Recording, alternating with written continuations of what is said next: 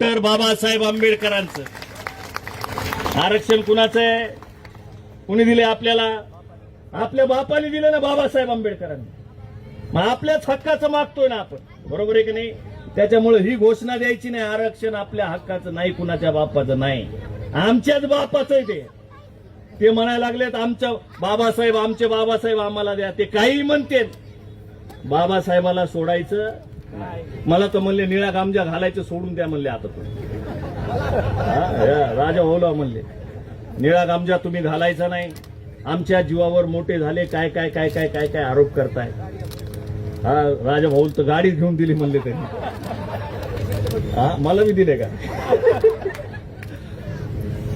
तर असो, आमच्या या दुःखी अज्ञानी अडाणी आमच्या वेदना आम्हाला माहिती आहेत. आमच्यापर्यंत बाबासाहेब सांगायला कुणी आले का? मांगोड्यात कुणी?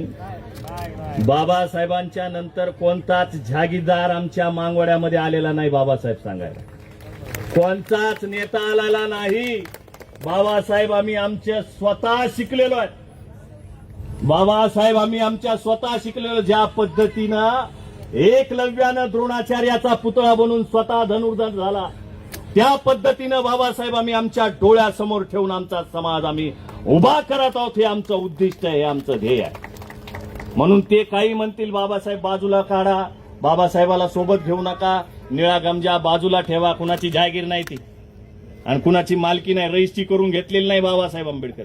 आणि निळा झेंडा, हा निळा झेंडा हा वंचितांचा आहे, हा कष्टकरी कामगारांचा आवाज आहे. आणि तो निळा झेंडा आम्ही आमच्या समाजाच्या आवाजासाठी आमच्या गळ्यामध्ये घातलेला आहे. त्याच्यामुळं बिलकुल याच्यापासून लांब जायचं नाही. आरक्षण वर्गीकरण होणारच आहे, आपल्या मुलांना नोकऱ्यांपर्यंत जाणारच आहे.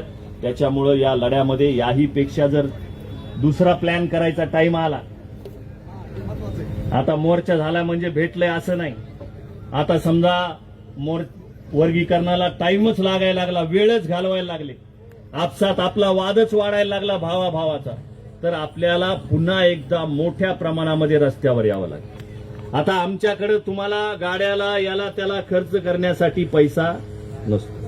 मला इथं सांगण्यात आलं की सगळे आपापल्या पद्धतीनं गाड्या करून आले, जसं होईल तसं त्या पद्धतीने आले.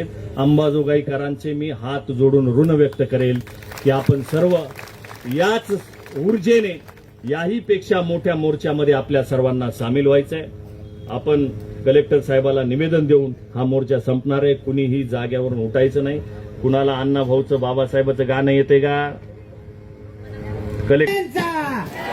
डॉक्टर बाबासाहेब आंबेडकरांचा, छत्रपती शिवाजी महाराजांचा, लोकशाही